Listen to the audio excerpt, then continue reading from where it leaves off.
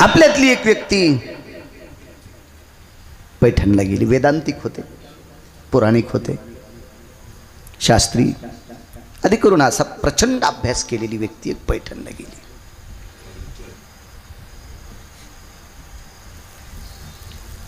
एक माहिती असावं महाराष्ट्रातल्या लोकांना.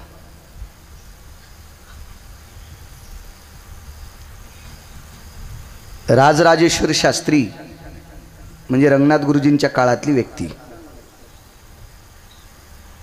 वाराणसीतले राजराजेश्वर शास्त्री, काशीतले रंगनाथ गुरुजींचा समकाळ. पण यांच्या अगोदरची जर 400 वर्षाची पिढी पाहिली ना विजू काका, काशीलाही शास्त्रीपदी दिल्या जायची. महाराज महाराष्ट्रातला माणूस गेला तर तिथल्या अधिकारी लोकांना एक चपराक बसायची. बापरे, शांती ब्रह्म एकनाथ महाराज, शांती ब्रह्म एकनाथ महाराज, शांती ब्रह्म एकनाथ महाराज. त्यांच्या कुठंच घाम येत नव्हता, हृदयाला येत होता. तो भक्तीचा घाम होता, तो श्रद्धेचा घाम होता, वलय होते. एवढं मोठं, फार मोठं सूत्र भक्तीचं नाथांकडे होतं. श्रीमंती तर नाथाची काय गिरगावचा बाळ्या सांगणार आहे.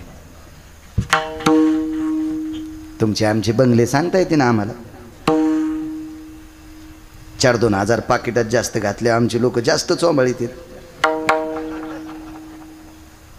हे इतके अंडरवेली बनेली धोतर पॅन्टी या धुता येते. ब्रह्मदेवाचे पूर्ण वाणी स्तब्ध होईल एवढी वैभव. सकल संता माझी राजा आणि स्वामी एकनाथ माझा. काय वैभव महाराज. आपले वैभव एकच. आमच्या मुलाच्या लग्नामध्ये आम्ही नृत्यांगना आणल्या होत्या. नवरी नाचली नाही तेच बरं झालं. हे आपले वैभव. काय सांगायचं महाराज, माझं लग्न मी विमानातच लावलं, तळ्याच्या बुडात नाही लावलंच बरं झालं. हे आपले हे असले वैभव. स्नानाला जात असताना 32 किलो सोन्याची छत्री, 32 किलोची. आमचा एक मित्र दिवसा अंगठ्या खालीतून संध्याकाळी शिटच्या खाली ठेवतो. म्हणलं मला चोरानं आडील्या चोटत जाईन ना. आणि म्हणलं येड्यावून कशाला करतो, त्याच्यापेक्षा बायकोलाच सोन्याची जोडी करणं. तू कशाला फिरवतो असं 2च अंगठ्या खाली तू येडपटवानी. 32 किलोची छत्री. काय वैभव महाराज. हे श्रीमंतीतलं वैभव. भिकारी जरी आला तर सोन्याच्या ताटात जेवायचा. मी नम्रता सांगतो या. माझ्या ज्ञानवरांची नम्रता ऐकली, माझ्या तुकोवरांची ऐकली, माझ्या पैठणच्या मालकांची पण ऐका. ही किती मोठी लोक आहेत म्हणून भक्तीच्या यादीत आहेत. नम्रता किती यांच्याकडे. एक सामान्य व्यक्ती गेली. मी बऱ्याच वेळेस सांगितलेला प्रसंग आहे पण ऐका. आल्याबरोबर पाद्यपूजा वगैरे सगळं झालं. पाय धुण्यासाठी पाणी, बसायला गंध, अक्षदा पूजन, सन्मान, स्वागत जसं तुम्ही आमचं करतात तसं नाथांनी त्यांचं पण केलं. बसायला आसन टाकलं, बसले. जेवायला काय हवंय. नाथांकडे नित्य पुरणपोळीचा स्वयंपाक असायचा. नाथांकडे पुरण शिजलं नाही असा दिवसच नव्हता. असं पंढरीतल्या मालकांचं वाक्य. 36 वर्ष. मागचं पुढचं कशाला इचकायचं आपण. 36 वर्ष पुरण शिजलं नाही असा दिवसच नाही. रोज पोळी, रोज पोळी. आमच्या इथं कोण्या महाराजांना असंच भागवतात का कीर्तनात का कशात सांगितलं ना आमच्या घरच्यानं 11 दिवस मला एक पोळी पूर्णाची दिली. मी काही गोड खात नाही. पण ते म्हणले काही म्हणा तुम्ही एक छोटीशी बारीकशी पोळी पण खात जा. जाऊ द्या म्हणलं. आता बायकोच्या कसं ऐकावंच लागत असतं. कशा असं ते बघा लगेच कळतं त्याला. मी रोज एवढी एवढी बारीकशी पोळी करायला लावायचो. तुपाचा बोट लावायची ती घ्यायचो मी. आता 11 दिवस मी काही बोललोच नाही. मला वाटलं एक दिवस तरी वर्णन करावं नो. ते व्रत 11 दिवसाचं संपल्यावर मी एके दिवशी म्हणलं काय बेजार होते ग, काय त्रास. मी पुराणात ऐकील तर माझ्या गिरिजा काकी 36 वर्ष पंढरपुरातले मालक होते. तो रोज पुरणपोळीचा नैवेद्य होता देवाला रोज. पण तू 11 दिवस या कलियुगात मला पुरणपोळी केली म्हणजे हे काही सोपं नाही, इतकं साधं नाही. काय बेजार झालीस. ती म्हणली बाई मी काय नाही बेजार झाले. मी पहिल्याच दिवशी पुरण शिजिल तर फ्रीजमध्ये ठेवलं. गळ्याची शपथ इतकी येडपटमय बायको नाही, पण तुम्हाला राग येईल म्हणून मी तिच्यावर घेतलं. तुमची लय खसखस पिकली आहे का नाही? तुम्हाला ही पंचमीत दिवाळी आली नाही का? नाही, हे सगळं तुमचं सांगायला लागलो. विठाला विठाला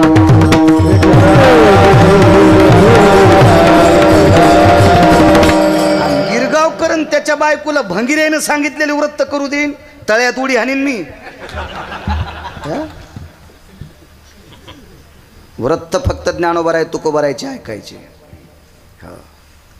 ज्ञानोबाराय तुकोबारायचा प्रचंड अभ्यास केलेल्या महाराजांची वाक्य ऐकायची. भंगिरे काही सांगतील.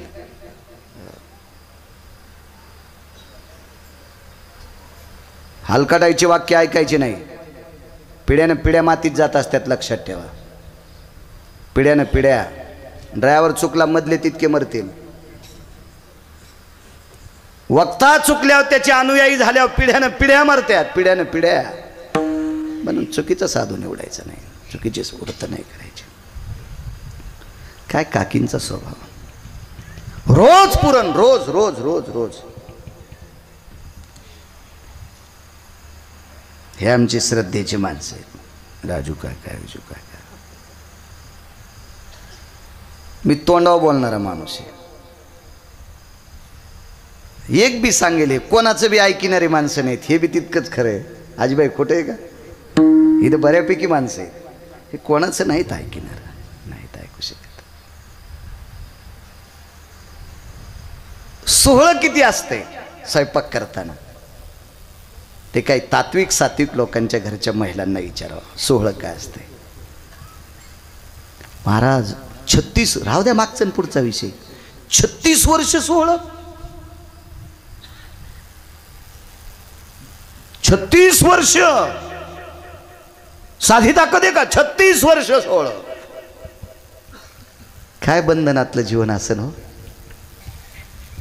काय करू शकतो आपण सोहळा. आम्ही एकाकडे जेवायला गेलो होतो, मला वाटतं गेल्या वर्षी पण आपण गेलतो, ते पण आलेत कीर्तनाला. हे यांच्याकडे काय पठारे पठारे पठारे. डॉक्टर तुमची भावकीच का? बरं, असं का? म्हणजे ते वैद्यकीय क्षेत्रातले का? हो, म्हणजे आम्हाला सांगा ना, इकडे असले तर मी बी त्याचा शिष्य होतो.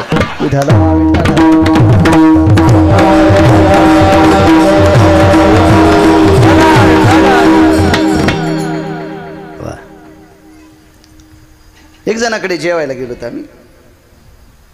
मला काय कुठला आजार नाही, काय नाही, पण जेवत असतो मस्त. हे नाही खायचं, ते नाही खायचं, काय नाही.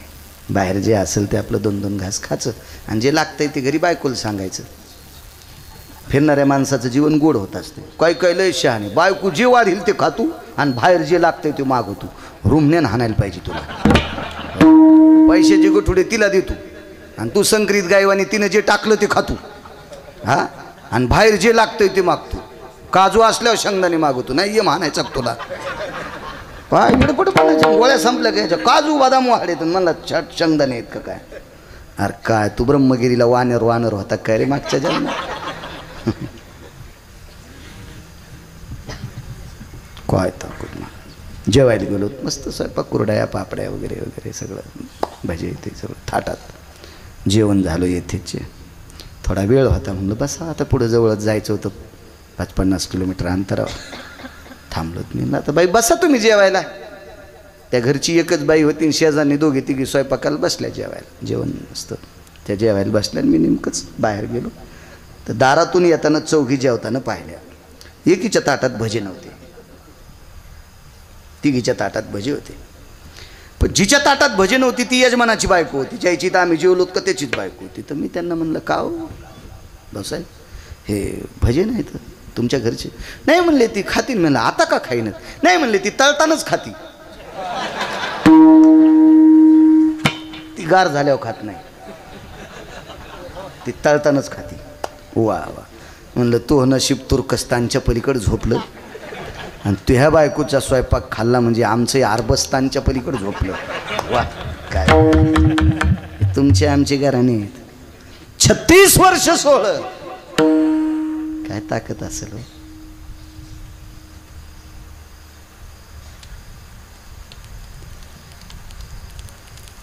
स्वयंपाकाला सांगितलं, गिरिजा जी इतक्या तापात जी शब्द जी जी.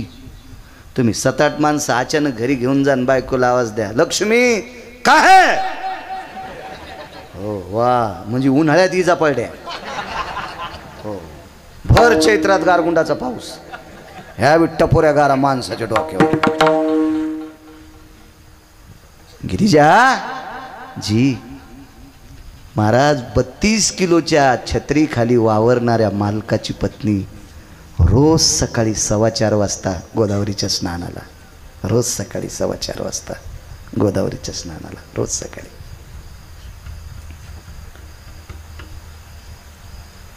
आपले कितीतरी पानचट चंद्रभागेत आंघोळ करीत नाहीत.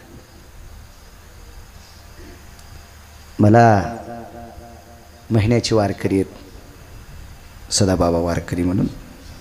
मी जिथे राहतो तिथं बाजूलाच ते एका धर्मशाळेत राहतात. मला एके दिवशी म्हणले, महाराज तुम्ही का नाही थोडं उजळड्यावर आंघोळ करत जा. मी म्हणलं का हो बाबा. ऐका ना म्हणे, 4 लोक ज्या महाराजाला मानतात का, त्यानं जर उजेडात आंघोळ केली तर त्याचं पाहून अजून काही नालायक 4 लोक आंघोळी करतील.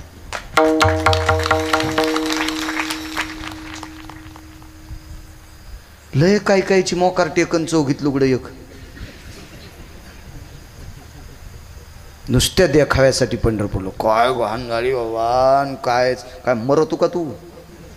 हा मरतो का. कर्णचंद्र भागेत आंघोळ, इकडं रूमवर आल्यावर ही शिक बादल्या घेणं अंगाव. हा 10-5 माणसं बोलू तू अंग चोळायला मसडा धुतल्यावानी. 32 किलोच्या सोन्याच्या छत्री खाली वावरणाऱ्या मालकाची पत्नी हो राजभाऊ, 4-4:15 वाजता ब्राह्मी मुहूर्तावर गोदावरीचं स्नान करायला.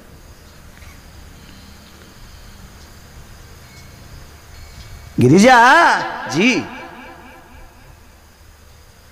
दूरचे पाहुणे आहेत, वारकरी आलेले आहेत, दूरचे महाराज आलेले आहेत जी. ठीक आहे, स्वयंपाक आटपला, सगळं झालं, जेवायला बसले. ती पंगतच होती ना, शांतीब्रह्म एकनाथ महाराजांच्या सानिध्यातली पंगत, तुकोबारायच्या सानिध्यातली पंगत, ज्ञानोबारायच्या सानिध्यातली पंगत. काय नशिबवान असतील हो नामदेवराय, काय नशिबवान असतील चोखोबराय, की ज्यांना पांडुरंगाच्या मांडीला मांडी लावून जेवता येत होतं. काय नामदेवराय, काय ज्ञानोबाराय, काय तुकोबाराय, काय आगळं वेगळं वैभव आहे. कशा पंक्ती असतील त्या, शिस्तीतल्या पंक्तीत. काय नाही, आपल्याकडं अन्नाचा एवढा सुकाळ झाला. माझ्या लहानपणी माझ्या जन्माच्या वेळेस अत्यंत दुर्भिक्ष होतं अन्नाचं. गव्हाची चपाती असेल, नुकती असेल, शिरा असेल, या दुर्मिळ गोष्टी होत्या, दुर्मिळ गोष्टी होत्या. आता एवढा सुकाळ झाला, एवढा सुकाळ, शिस्त नाही. जाऊ द्या बाकीचे कुठेही बोंगाळू द्या,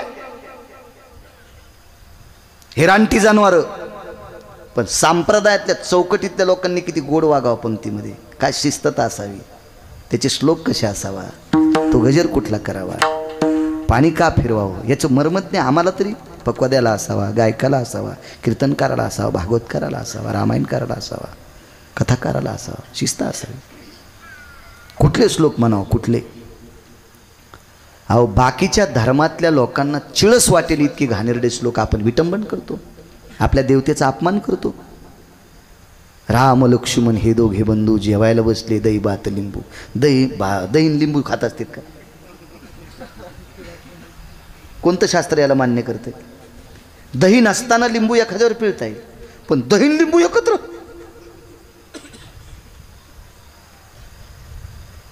किती अपमान आहे. पुढचा अपमान बघा ना. जेवता जेवता अपमान झाला, ताटात उंदीर रिकामी जागा करून गेला. वापरत नाही तो शब्द, हा श्लोक असतोय. यमाला पण कळणार नाही याला कशाने हाणाव. भडव्या हरामखोरा नालायका, तुला कशाने हाणाव यमाला सुद्धा कळणार नाही, यमाला सुद्धा. किती उच्च कोटीचा संप्रदाय आपला, किती टोकाच्या संप्रदायातली माणसं आहेत, सनातन संस्कृतीतली माणसं आहेत आपण, सनातन संस्कृतीतली. महाराज ज्या संस्कृतीत एक चुकीचा आला, एक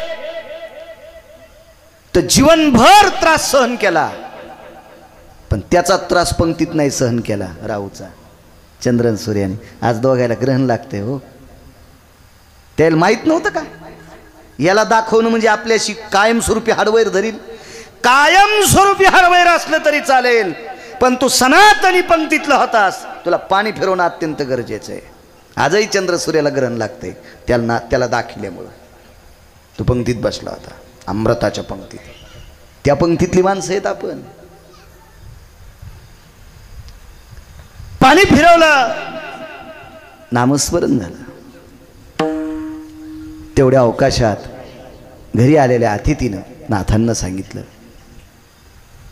मी उठणार आहे.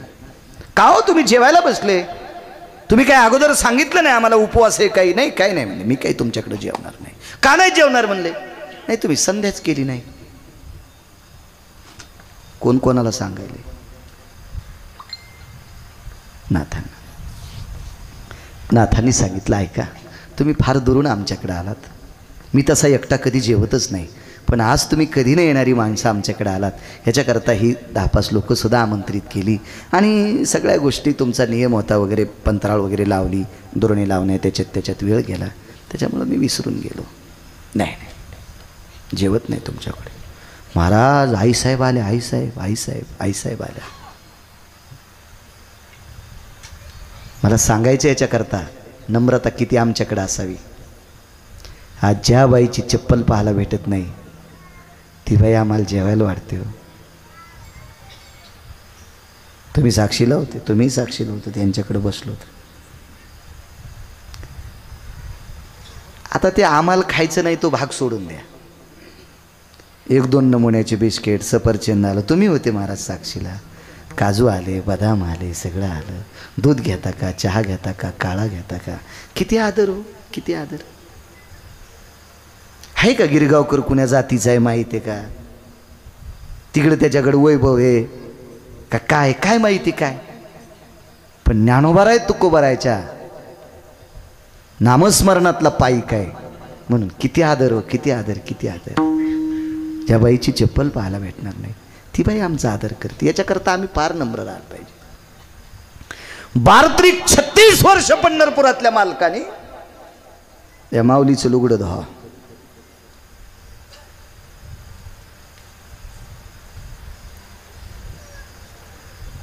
कोणत्याही मुलीनं सण संपल्याच्या नंतर माहेरात जर जास्त राहायचा आग्रह धरला तर शपथपूर्वक सांगतो तिची आई कंटाळती. बघा तिची आई कंटाळती. काय ग बाई तू तुझ्या तिकडं जायचं तर काय वेळेवानी, दिवाळी झाली, पंचमी झाली, सगळ्या सण तुला आणतोत आम्ही, आणि काय तुझ्या घरी सगळं वैभव आहे आणि तू काय राहते ग इथं? बांधल्या खुंटाशी धेनूचे चरणे, दिल्या घरी राहणे लेकीचे हो. आई सुद्धा कंटाळते, आई सुद्धा. 4-2 बाळांतपण झाल्याच्या नंतर 5व्या-6व्या बाळांतपणाला आई सुद्धा कंटाळते. ग काय ग बाई, काय कुठं देव तुझ्यासाठी झोपला ग? तुझं प्रारब्ध लिहित असताना काय देवाला झोप लागली होती बाई? काय तुझं समाधान होत नाही? 5वं बाळांतपण आहे तुझं. माय कंटाळती माय. 36 वर्ष पंढरपुरातल्या मालकानं लुगडे धुतले हो. का नाही त्याला कंटाळा आला? त्याचं एकमेव कारण ती माऊली तितक्या दर्जाची होती. तेवढा दर्जा होता, दर्जा होता, दर्जा होता, दर्जा. उगा नाही, देव आपलासा होण्यासाठी नम्रता लागते. भक्ती या शब्दाची व्याख्या नम्रता.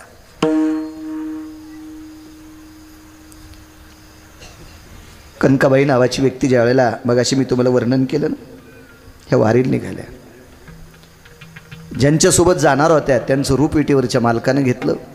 चाकणची पाटील वगैरे स्वतः देव झाले. पाटलीनबाई स्वतः विटेवरची मालकीन झाली. आणि मालकानं, विटेवरच्या मालकानं लक्ष्मीला, रुक्मिणी आईसाहेबांना सांगितलं, रमा एक लक्षात घे, आयुष्यभर आत्तापर्यंत ज्यांनी माझ्या पुढं पदर पसरला नाही अशा वारकऱ्याची बायको आहे. आपलं जीवन मातीत घातलं तरी पण घराला आलेल्या अतिथीला उपाशी जाऊ दिलं नाही अशा वारकऱ्याची पत्नी आहे. तुला देहूपासून पंढरीपर्यंत जितकी सेवा करता येईल तितकं करण्याचा प्रयत्न कर ग, तेवढा प्रयत्न कर. आमच्याकडे साहेबराव महाराज सोनोटीकर होऊन गेले वैकुंठवासी. त्यांनी सांगावं, रावटी लावली होती, रावटीत कनकाबाई झोपलेल्या आहेत.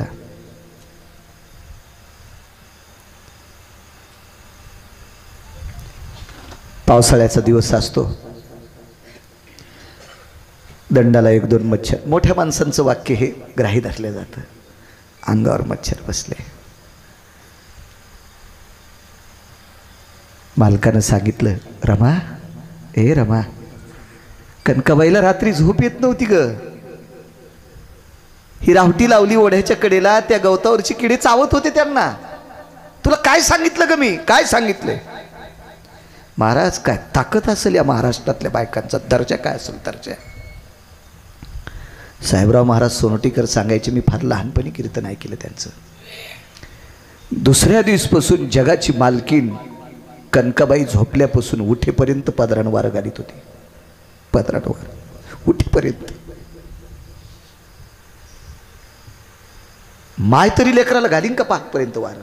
माय माय घालू शकते आई सुद्धा सकाळपर्यंत वारं? नाही. काय दर्जा आहे माय तुमचा, इतका दर्जा आहे. म्हणून तुम्ही चुकीची कामं करता कामा नये. मी याच्याकरता तुम्हाला जास्त ट्रेस करतोय की तुमच्या पोटी जन्माला येणारी संतती या भारत देशाची हिरे येतं. त्याच्यामुळे तुम्ही संस्कारित असावा. तुमच्या एका स्त्रीला संस्कार नसल्यामुळे प्रभू रामचंद्राला वनवासाला जावं लागलं. काही संस्काराच्या बाहेरच्या लोकांना किंमत नसते. तुमच्याकडे कापसं लावते का? लावते. कितीच्या अंतरावर? 4 फुटाच्या. पट्टा पद्धत. पट्टा पद्धत. पट्टा पद्धत कापसाची लावली आणि चुकून एका बाईच्या हाताने एक सरकी मधात पडली. इकून कापूस आणि मधात पडली. राजाभाऊ मधात पडली. ते झाडही निघलं. त्या झाडाला कोणतं झाड म्हणता तुम्ही? आढाव. वा, त्याला आढाव. आढाव आडनाव नाही बरं, आढाव झाड. आणि तुम्ही अजून बी लक्षात घ्या, तासातल्यापेक्षा आढावाला लय जोर असतो.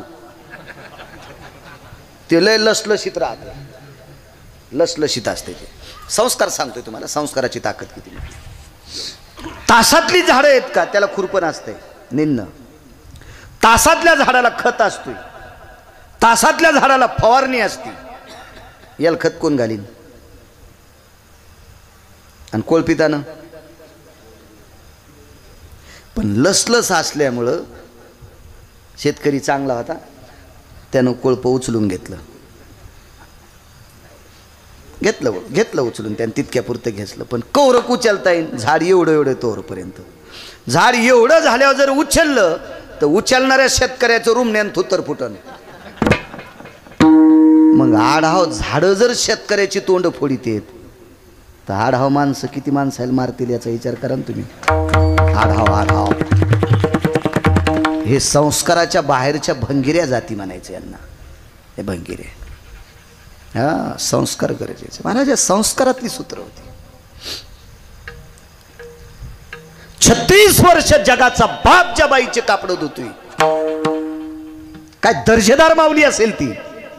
आणि त्या माऊलीनं स्वयंपाकघरात सोहळ्यात असताना चौकटीच्या बाहेर प्रवेश केला, तुपाचं बुटकं खाली ठेवलं आणि प्रणाम केला.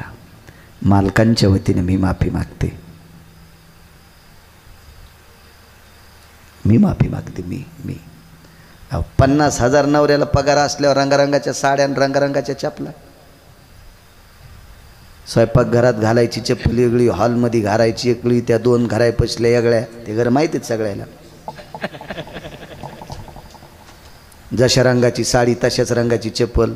पाहुणे आल्यावर हाणायची चप्पल नाही ती तरी बरी आहे.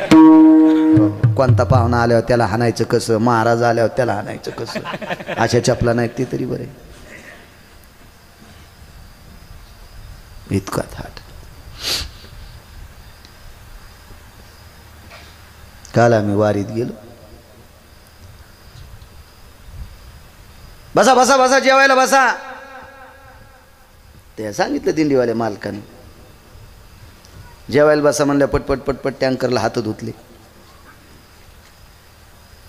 हात धुतल्याबरोबर तो माणूस जो होता, जाऊ द्या, त्यानं आपल्या उपरण्याला पुसलं हात, आणि उपरनं असं मागून सुटल्यावर त्याची बायको कायच वा वा वा.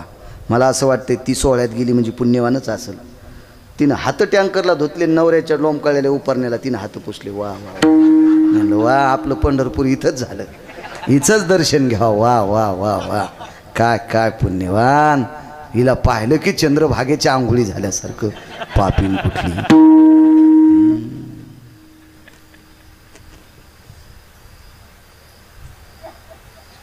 नक्की तिला पुढचा जन्म गाधणीचा भेटल. गाधन कळते तुम्हाला? गांधीन माशी. हो, आग्या मोहळाच्या माशीपेक्षाही खरी गांधीन माशी. हे जास्त पळसाच्या झाडाच्या पानाले होत्या त्या खाली पळचणीच्या जागेला. काय दर्जा असलो महाराज वाकलेले आहेत. दादा, मालकाच्या वतीनं मी माफी मागते. जेव्हा ऐकायलाच तयार नाही माणूस, नम्रता सांगतोय. नाथांनी सांगितलं, महाराज काय संध्याचा काय विषय? काही नाही, म्हणजे तुम्ही संध्या करत नाही, तुमच्याकडचं काय. तुम्ही कधीपासून करतात? एवढे वर्ष झाले मी संध्या करतो. बरं, कशासाठी करता? देवाच्या प्राप्ती करता. भेटलाय का देव? अजून स्वप्न नाही, त्याच्याकरता तुमच्याकडे आलोय. महाराज म्हणले, मी कधी संध्या तर विसरत नाही, पण एखाद्या वेळ जर विसरली तर मला त्याचं काही दुःख वाटत नाही. ज्याच्यासाठी संध्या करायची ते तूप वाढायला, तेच होतं तुम्हाला. गरम करून स्वयंपाकघरातून तूप गरम करून बुटकं खाली टेकलं. सोहळ्यातला स्वयंपाक आणायला अंगात शर्ट असतं का? जगाचा बाप बनेल काढून तूप आणायला. तो विश्वाचा बाप होता श्रीखंड. हा जगाचा बाप आहे. दृष्टांत संपला. काय हवा गेली असेल त्या व्यक्तीची. ज्याच्याकडे वाढायसाठी देव आहे, ज्याच्या इथं पाणी भरायसाठी देव आहे, ज्याच्या इथं कपडे धुण्यासाठी देव आहे, आणि तो व्यक्तीची पत्नी आपलं दर्शन घेते. काय नम्रता आहे. म्हणून आज त्यांच्या पालखीमध्ये लाखो लोक चालतात. हे नम्रतेचं लक्षण आहे. म्हणून मालक पहिल्या कडव्यात म्हणतात,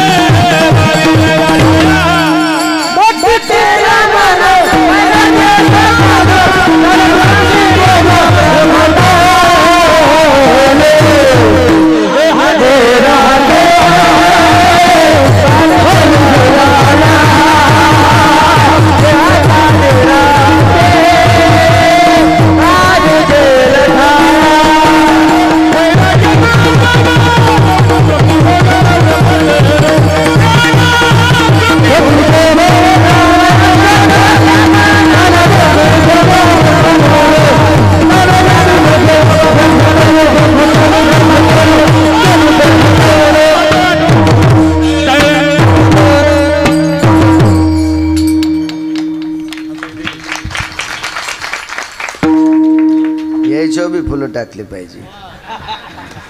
हे नाही पुढे बसल्यावर महाराज काय येड्या बाबळीला सांगन का कीर्तन. किती माणसं आलेत लांबून माणसं. या हे गिरगावकराचे देव आहेत. प्रभू तुम्ही महेशाची मूर्ती. श्रोत्याशिवाय वक्ता कसा शोभून दिसेल. तुम्हाला प्रणाम. महाराजी भक्तीची सूत्र आहेत लोक. ही भक्ती ज्याच्याकडे का ती माणसं नम्र असो, ती देवाला जिंकू शकतात, ती भक्तीत येऊ शकतात, एरवी नाही. नम्रता असणारी माणसं टोकाला गेली. दोन्ही पोरायचे लग्न झाले, 2 सुना आल्या. एक जरा चणचण घरची होती, म्हणजे पाचोळा होता तिच्या बापाची, जरासा पाचोळात नाही तर काय या. आणि ते दुसरं काय असतं तर संग नसतं दिलं का तुडं बांधून. जरासा पाचोळा होता, चणचण, कॅनलच्या कडीला रानगीन सगळं पद्धतशीर. माहेर येईल, दिवाळीला गेली की भुईमुगाच्या शेंगा घेऊन येईल, उन्हाळ्यात गेली की आंबेच घेऊन येईल, 10-5 डाला होतं तिच्या बापाकडे. सणावाराला गेली तर सासूला 2-250चा चोळीचा खणच आणायची. सासूला खण म्हणजे ब्लाऊज पीस. तुम्हाला काय कळणार आहे टिकल्यावाल्याला खण कशाचा असतो.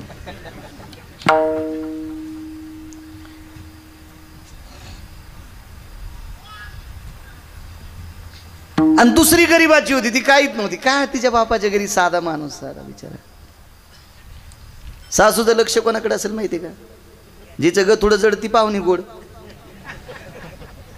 जिचं ग थोडं जड ती पाहुणी गोड. रिकाम्याल को चल तिचं नाव गाडी, बस तिचं नाव भांगार. थांबलेल्या गाडीला कोण हात देते? चालतेच. त्या गावात कीर्तनाला गेलो, लळा झाला गावात जायचा, त्या घरी जास्त जाणे. रडू लागली. म्हणलं काय झालं बाई? काय नाही महाराज, त्रास काय नाही. मोठ्या ताईला जे खालाय तेच मला आहे, पण आत्या आमच्या जितक्या ताईंना बोलतात तितक्या मला बोलतच नाहीत. म्हणलं झालं काय? काही नाही, माझ्या बाबांची गरिबी आहे, 2-4 बहिणी, आम्ही लग्न करता करता परेशानी झाली. आमच्या ताईच्या माहेरी बरं आहे, ते सगळं काही भुईमुगाच्या शेंगा म्हणा, आंबे म्हणा, काय नवं शेतात जे पिकल ते घेऊन येतात. आमच्या आत्या त्यांना फार जीव लावतात. म्हणलं बाई, मरुस तर सारखं नाव जर तुझ्या आत्याच्या तोंडात, सासूच्या तोंडात यावा असं जर तुला वाटत असेल तर तू फक्त नम्रता घे, नम्रता. तिने सांगितलं, महाराज मी एकही दिवस आत्याचं दर्शन घेतल्याशिवाय राहत नाही. आमच्या ताई सणावारालाच पडतात, त्या रोज पडत नाहीत. तरी पण आमच्या आत्या मोठ्या ताईंचंच जास्त. हे आटप ग, बस जेवायला. आणि मग जेवायला तर हे येणं तू बी, पण मला आदरानं कधी म्हणतच नाहीत. जेवायला सगळ्यासोबत मला काय कशाची अडचण नाही, फक्त तितकं दुःख आहे. मी दर्शन घेते. म्हणलं नाही, उद्यापासून एक करायचं, अंथरुणं टाकल्यावर सगळे आपोआपल्या अंथरुणावर पडल्यावर रोज 10 मिनटं आतेचा, हा पाय 5 मिनटं, हा पाय 5 मिनटं, गळा नको दाबू, फक्त डावा पाय 5 मिनटं, उजवा पाय 5 मिनटं दाबीत जाय. नाही त्यांचं काय नाही दुखू दे, तिचं नाही दुखू दे, ती पोलादावानी कणखर असू दे, पण दाब स्पर्श कोणाला आवडत नाही. तुम्ही ढेप गाईला चारा, तुमच्याकडे पेंडील ढेपच म्हणतात ना, गुळी फुळी काय असेल ते, पेंड ढेप, सरकीची पेंड वगैरे काही, म्हणजे खुराक ठेवा गाईला, गाईला म्हशीला बैलाला खुराक ठेवा. आणि खुराक चारत असताना असं जरासं चोंबाळा, ते खाणं बंद करते. हा स्पर्श पशुशी आवडे. जनावराला जर स्पर्श आवडत असेल ऋषी, तर माणसाला का आवडत नसेल?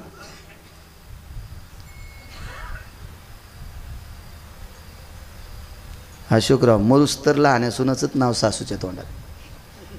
याच्या भैमुगाच्या शेंगा खाल्ल्या बिन गाव खराला गेल्या बी, आणि त्या कोरक राहते आणि पोटात, त्या का पोटात राहत असतात का? तेव्हा काय घरायनं संडासं नव्हती ना. गेले गाव, ते आंबे गेले, कोई गेल्या, कुठं गेल्या पता नाही, काही नाही. मरुस्तरला आणि स्वभाव फक्त नम्रतेची ताकद आहे महाराज. विश्व जिंकता येतं नम्रतेने, विश्व जिंकता येतं, एवढी ती नम्रता आहे. नदीला पूर आला नदीला. भक्तीत यायचं असेल तर नम्रता पाहिजे. नम्रतेशिवाय या संप्रदायात किंमत नाही. काय नाथ बाबा, काय तुकोब बरा आहे, काय ज्ञानो बरा आहे, किती नम्र चोखोबर आहे, किती नम्र, किती नम्र. आपण जर मंदिरात गेलोत ना काका, त्या मंदिराचे विश्वस्त कमिटी अध्यक्ष, कोषाध्यक्ष, सचिव वगैरे जमा झाले आणि त्यांनी जर सत्कार केला तर अंतःकरण भरून येतो. इथे शनिदेवाकडे आम्ही ज्या वेळेला जातो ते सायराम पाटील ते एखाद्या वेळेस मुद्दाम नेतात, परिसरात येतात, पण देवाचं उपरणं प्रसाद वगैरे असा आनंद वाटतो. वा, आज आपल्याला प्रत्यक्ष शनिदेवाचा प्रसाद भेटलाय, आनंद वाटतो, आनंद. मग तुमच्या माझ्यातल्या देवाच्या सानिध्यात राहणाऱ्या एका व्यक्तीने जर आमचा सन्मान केला, आदर केला तर इतका आनंद वाटतोय. महाराज चोखोबा राहायला प्रसाद सरळ पांडुरंगाच्या तोंडातला होता, पांडुरंगाच्या पुढचा नव्हता राजू काका. ते आंबा जो होता का देवानं चोखलेला होता, देवानं चोखलेला आंबा, देवानं चोखलेला. पण ताकद कशाची? नम्रतेची. काशीतले मालक यायच्या अगोदर पायरीच्या पुढे तांब्याभर पाणी पडत होतं चंद्रभागेचं. देवाच्या मंदिराच्या पुढं 50 फुटाच्या अंतरावर एक लोटकभर चंद्रभागेचं पाणी टाकायचं, नमस्कार करायचा, देवाला स्नान घाल. काय नम्रता, रानोबापासून पुढं लेकरही नम्र, कर्ममेळाही नम्र. नम्रता कशाला सांगतोय माहिती आहे का तुम्हाला? जो देवापाशी वागतोय त्याला नम्र नाहीत म्हणतायत, जो प्रत्येक ठिकाणी वागतो त्याला नम्र म्हणतात. तो भक्त महाराजाच्या पाया पडतून मायबापाच्या पडत नाही, हरामखोर आहे तो, नालायक आहेस. आई वडिलांच्या सुद्धा पायावर वाकायला पाहिजे, तो नम्र आहे, तो नम्र आहे. ज्याच्याकडे नम्रता आहे आई वडिलाच्या जवळ, त्याला देव किती जवळ घेतो शेवटचा पुरावा आहे का? 7-8 मिनिटं शिल्लक येतो, काय 10 मिनिटं मी पुढं सरकायला, पण प्रसाद घ्यायचो. लोक बघा ना, खरं म्हणजे प्रसादाला महत्व आहे, प्रसादाला. रात्रीचा वेळ आहे, पुन्हा आपण लोकांच्या घरात राहिलो, दुसऱ्याच्या घरात राहायचं दादा, तर कुठं जर खिळे ठोकले ना ते म्हणतो घर खाली करा. हो ना, त्यानं पीयूपी केली, पुट्टी केली आणि ठोकायला कुठं खिळे. माझ्या नवऱ्याची टोपीच अडकायची, तू या नवऱ्याची मुंगशी अडकीशील तू. हो, कुठं खिळे ठोकायला, चल घर खाली करा. काय आमच्या पोराचं लग्न आहे, झालं ना डबल करायचं. मग ते मालक म्हणला घर खाली करा. हे घर कोणाचं माहिती आहे का? पावसाचं. इतके लोक जेवायचे आहे का नाही? वरून सांगन ना मुकाट्या 9ला 8 पिव वाळ्या माणसं जेवायचे, जरा हिशोबात बोल. त्याच्या घरातलं कीर्तन आहे ना आपलं, हे किती पुरत असतंय. एक पुरावा सांगतो, खराच सुद्धा नम्रता असावी. जो आई वडिलाशी नम्र वागतोय तो किती भक्तीचं सूत्र हाताळू शकतो लक्षात घ्या. चोखोबा राहिले एकदा सरपण फोडता फोडता धिलपी लागली. धिलपीत म्हणते तर लाकडाची तुमच्याकडे धिलपी, मोठं वाळलेलं लाकूड फोडता फोडता पायाला धिलपी लागली. धिलपी लागली, आता ती काय हिशोबाने लागत असती का? कुऱ्हाडीतलं लाकूड म्हणलं काय ते ऋषी काय चरचर चरचर चरचर पिंढरीच कापल्या गेली त्यानं.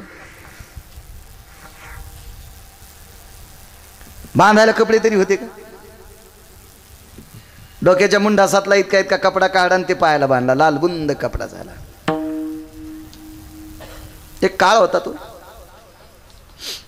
तसेच घरी आले, फनफन फनफन, अंगाला ताप आला. ठरल्याच्या नित्यनियमानुसार बोरीखाली बसून तुळशी वृंदावनाकडे तोंड करून भजन केलं. घरात झोपड्याच्या बुंथ्याला मेडीला डोकं दिलं, बराच वेळ चिपळी वाजून भजन केलं. तसंच वळकटी लांबली पडले. रात्रीच्या समयाला चोखोबारांचे चिरंजीव उठले आणि पाहिलं, दिव्याच्या प्रकाशात थोडासा दिवा होता मिनमिनता, दिव्याच्या प्रकाशातून पाहिलं तर त्या पायातून असं रक्त वाहत होतं. आईला उठवलं, आई पाय काय करू बाळा, काय करू शकतो आपण? वैद्याकडे जाणं गरजेचं आहे, फार अडचण आहे. ठीक आहे. लवकर सकाळी स्नान करून आला. चोखोबाराय म्हणले मला स्नानाला घेऊन जाय. हाताला धरलं, वडिलाला तिथपर्यंत नेलं. तो अगोदर करून आला मुलगा स्नान. अलीकडे स्नान करू देत नव्हते, तिकडे पलीकडे स्नान असायचं. पायाखाली गोटा टेकला, त्याच्यावर पाय ठेवला चोखोबारायनी त्याच्यावर, आणि मग स्नान वडिलांना पाणी घातलं, स्नान घातलं.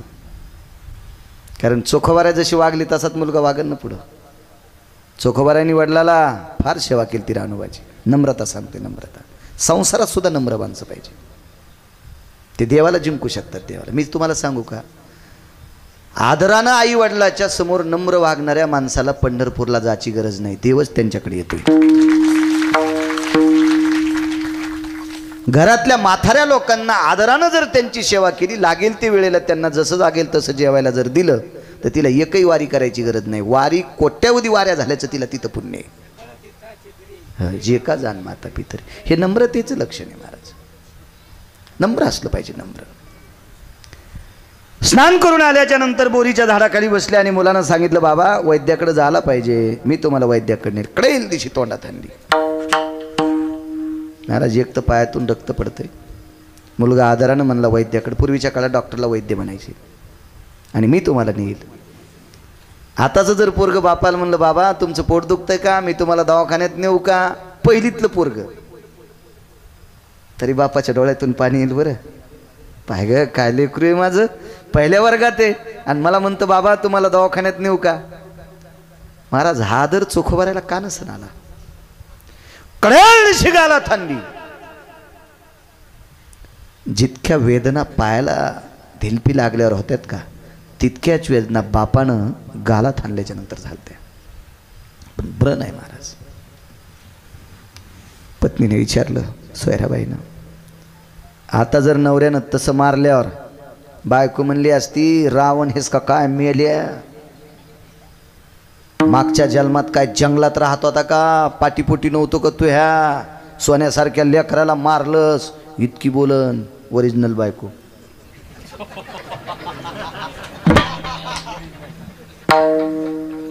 इतकी बोलल, इतकी बोलल, इतकी हिम्मत नाही राजू काका, हिम्मत नाही. लाल झालाय गाल, लाल लाल लाल झालाय. थोड्या वेळाने विचारलं, धनी धनी माझं एक मत आहे, एवढा खर्च करायला ना तुम्ही, एका तरी बाईला गुण यावं.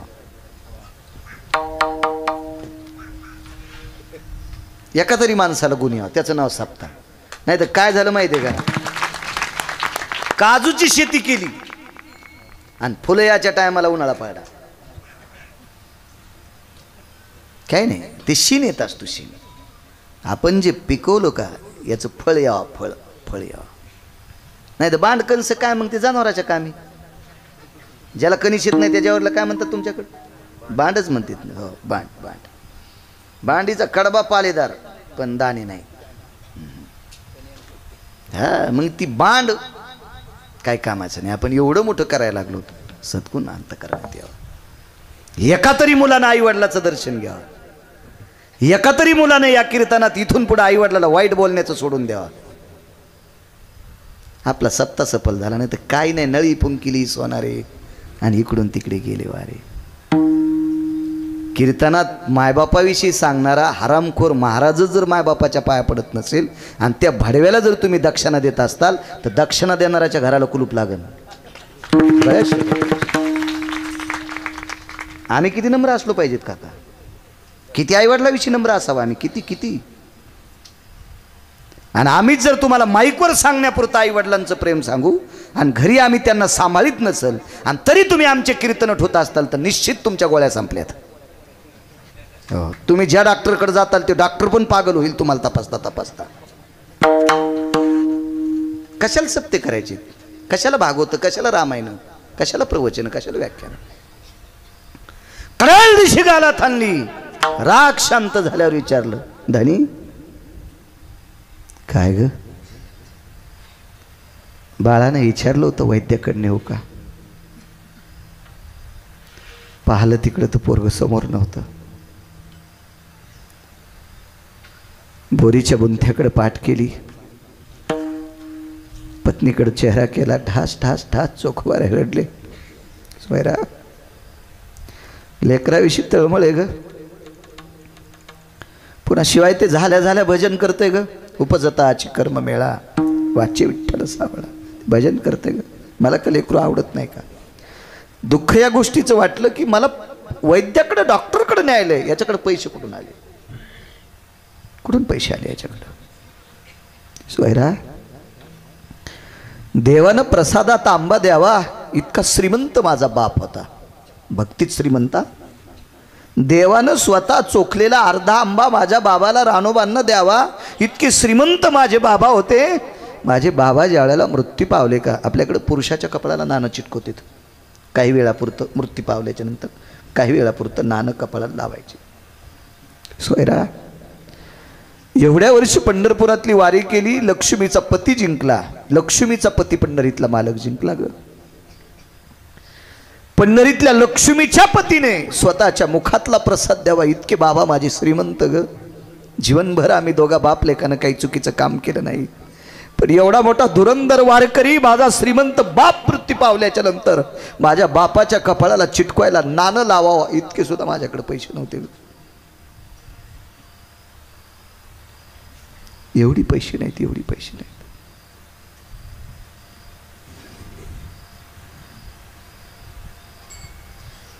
धारोडकर शास्त्रीचं एक उदाहरण ऐकलं तर, राणोबा नावाचे वारकरी गेले, डाव्याला पिंड द्यायचा होता. पिंडाला भात लागते. भात कुठून?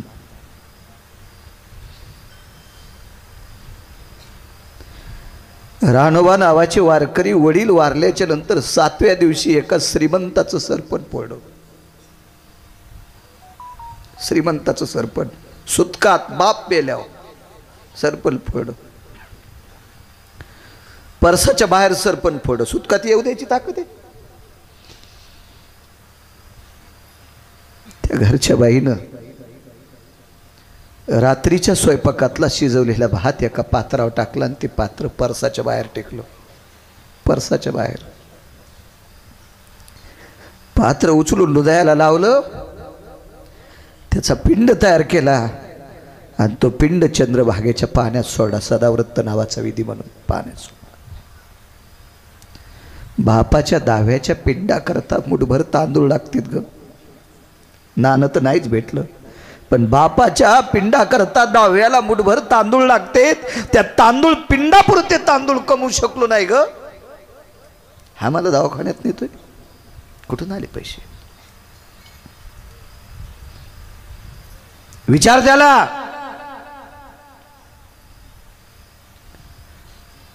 झोपडीच्या पल्याड बसलेलं पोरग जवळ आई गेली, रडून रडून डोळे मुठीसारखे झालते. आपलं काहीतरी चुकलंय, आज बाबांनी आपल्याला मारले. काय स्वभाव महाराज नम्र, तितकं मारूनही डोळ्यात डोळे घालून पाहायची ताकद नाही. किती नम्रता असेल, काय लवचिकता असेल, काय सात्विकता असेल. आई जवळ गेल्याबरोबर पदराला धरलं, पदराचा गोळा करून तोटात धरला. हुंदके देता येत नव्हते. काय झालं गाई? बाळा मला एक विचारायचं रे, तू बाबांना म्हणला वैद्याकडे डॉक्टरकडे नेतो, तुझ्याकडे पैसे आहेत? माझ्याकडं. बाळा कोणाची चोरलीस रे?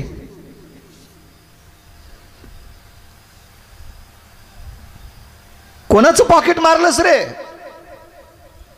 कोणाच्या पिशवीत हात घातलास रे? एखाद्याचं दार उघडून चोरी केलीस का रे? नाही म्हणलाय. नाही. पैसे कसले? आई मी मेहुणा राजाला गेलतो ग, तुझ्या आणि बाबांच्या म्हणण्यानुसार आत्याबाईकडे गेलतो. माझ्या आत्याबाईनं, तुझ्या ननंदेनं, बाबांच्या ताईनं, माझ्या बाबांना त्यांच्या बहिणीनं सोन्याची साखळी असलेली राखी केली. श्रीमंत होती चोखोबरायची बहीण, 450 एकर जमीन त्या काळात. राखीला दोरा होता सोन्याचा. भाऊ तर आला नाही म्हणून भावाच्या पोराला आदरानं आत्याबाईनं मला सोन्याचा दोरा असलेली राखी बांधली. गाई ती राखी मी कधीपासून ठेवून दिलेली. ती राखी जर सोनाराच्या दुकानात विकली तर त्याचे पैसे येतील आणि बाबाला दवाखान्यात नेईल. काय वाटलं असलो आईला ऐकल्यावर? पदर तोंडाला लावून बाई सांगायला आल्या, मालक ननंदबाईनं तुमच्या ताई साहेबानं सोन्याची साखळी असलेली राखी आपल्या कर्ममेळाला बांधली होती. ती राखी ऐकून हृदय वडील चोखवर आहे. देवा काय अपराध केला रे, काय चिबुकल्या बालकाला मारलं रे. त्याच्यावर 1.5 महिन्याला जी एकादशी आलती का, 1.5 महिन्याच्या नंतर हा प्रसंग झाल्यावर जी 1.5 महिन्याला एकादशी आलती ती एकादशी होती सोमवारची. आणि त्या सोमवारच्या एकादशीची द्वादश मंगळवारी, या मंगळवारी दुपारी 11:15च्या सुमारास पंढरपुरातल्या मालकानं तो कर्ममेळा मांडीवर घेतला होता. जेवायला मांडीवर, कर्ममेळा मांडीवरी. ताकद कशाची सज्जनांनो? आई बापाच्या समोर नम्र राहायची ताकद आहे. हे भक्तीचं लक्षण आहे. म्हणून जगाचा बाप जिंकला. भक्ती ते नमन वैराग्य.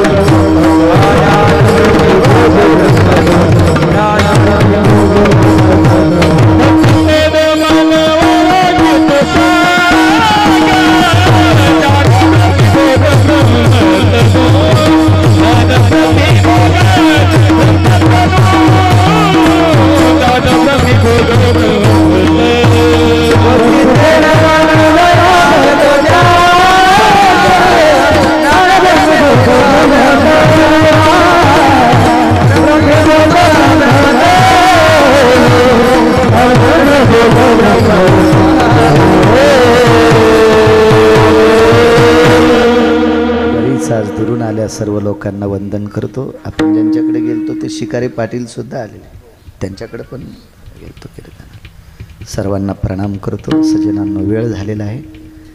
विढोबा रखुमाई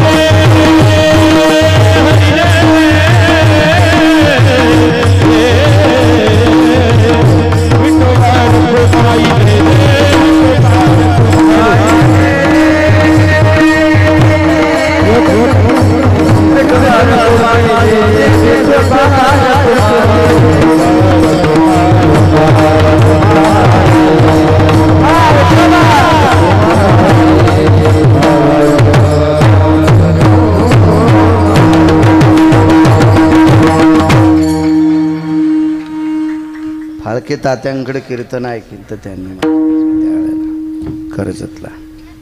उपस्थित सर्वांना प्रणाम करतो. फक्त अर्धा ते पाऊण मिनटं भीक मागतो. श्रावण महिना आहे. माझ्या काशीतल्या मालकांचं अधिष्ठान असते या मासामध्ये. म्हणून ज्याला शक्य असेल, म्हणजे ज्याचा असे हात वाकत आहेत, खालीवली होते, त्यानं फक्त हात वरी करा आणि अर्धाच मिनटं नमः शिवाय ओम तुकाराम